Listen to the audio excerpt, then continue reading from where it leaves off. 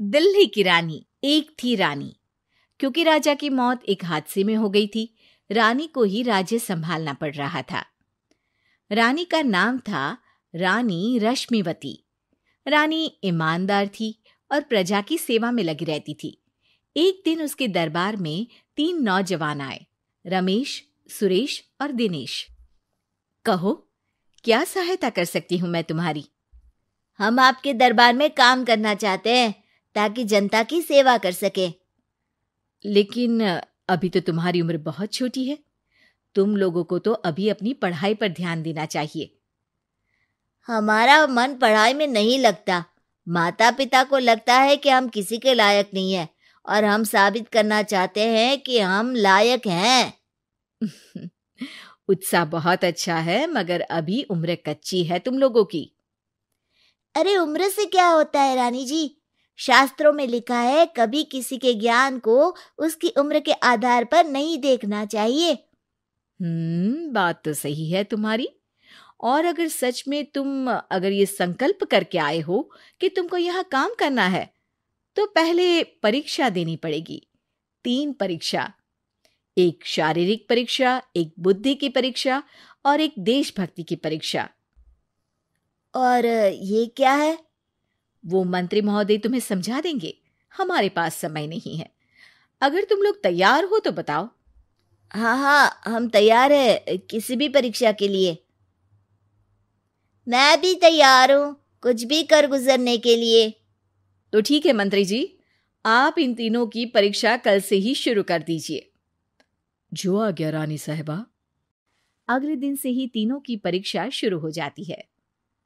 पहले शारीरिक परीक्षा, यानी किस में कितना है दम, ये देखेंगे हम। क्योंकि शरीर में दम होगा तभी तो प्रजा की सेवा में दम लगा पाओगे। हमें क्या करना होगा? वो पेड़ दिख रहा है, जो सबसे पहले चढ़ेगा उस पे दरबार में नौकरी पाने के अवसर उसी के बढ़ जाएंगे।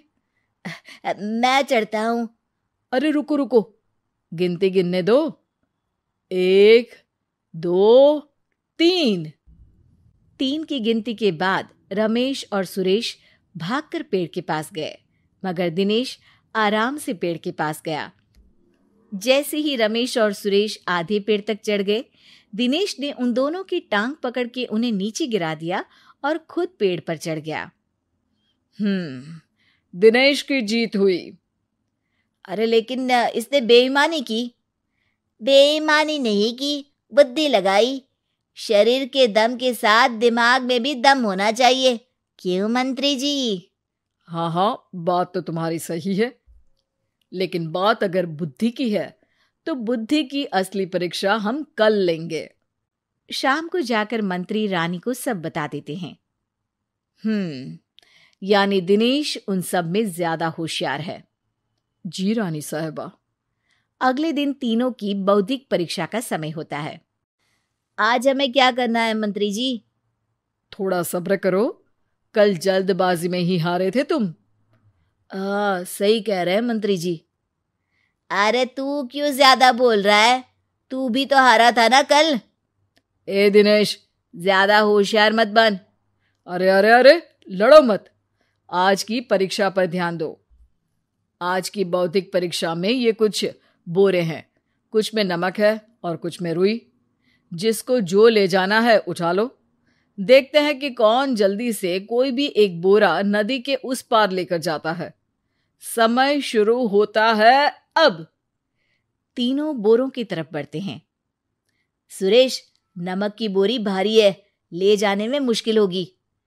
हाँ, सही कह रहा है। रुई हल्की है, हम दोनों रुई लेकर चलते हैं। अरे भाई, मैं तो नमक लेकर जाऊंगा। रमेश और सुरेश ये सोचकर हंसते हैं कि आज तो दिनेश हार ही जाएगा। दौड़ शुरू होती है।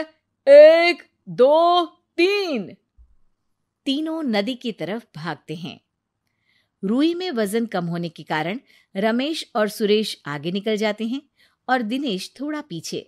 पर जैसे ही वो सब नदी में जाते हैं, दिनेश की बोरी का नमक गलने लगता है और वजन कम हो जाता है, जबकि रमेश और सुरेश की रुई में पानी भर जाता है और बोरी का वजन बढ़ जाता है।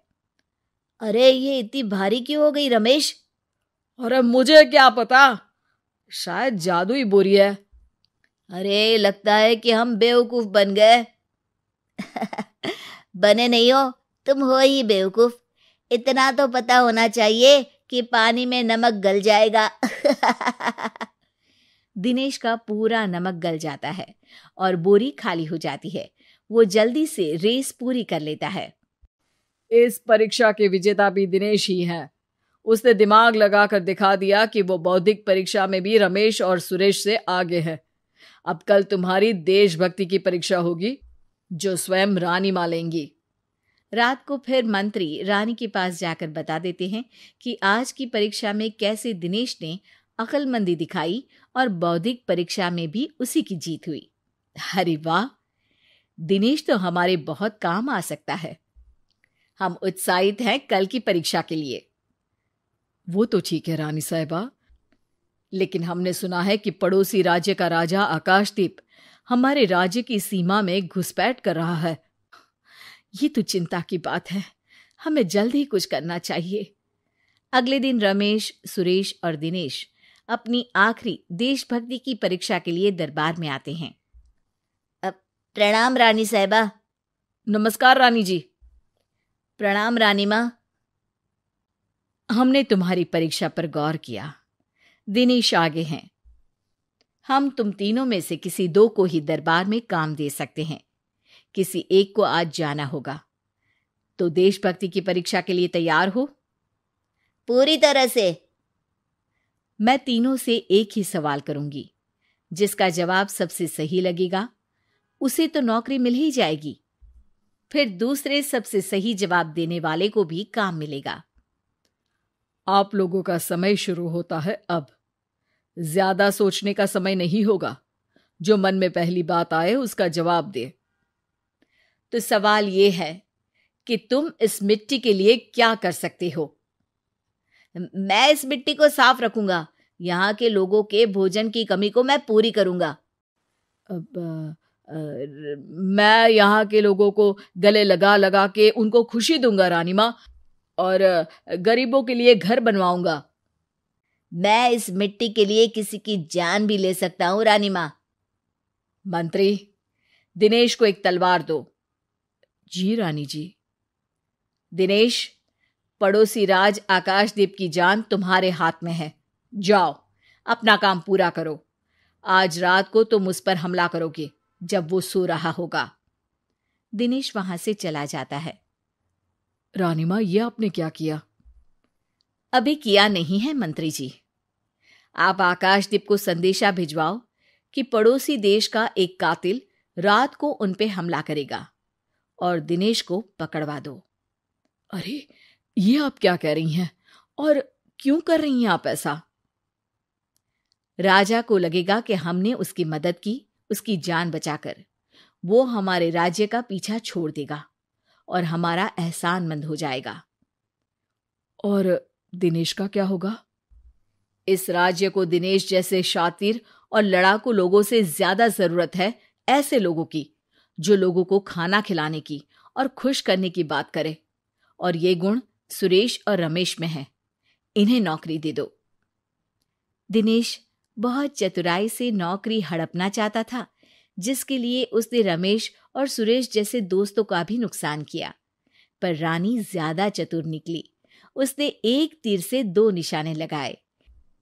दिनेश जैसे खूंखार युवक को राज्य से बाहर करवा दिया और पड़ोसी राजा आकाशदीप को अपना एहसानमंद कर लिया। पूरा दरबार रानी की जय जयकार कर रहा था।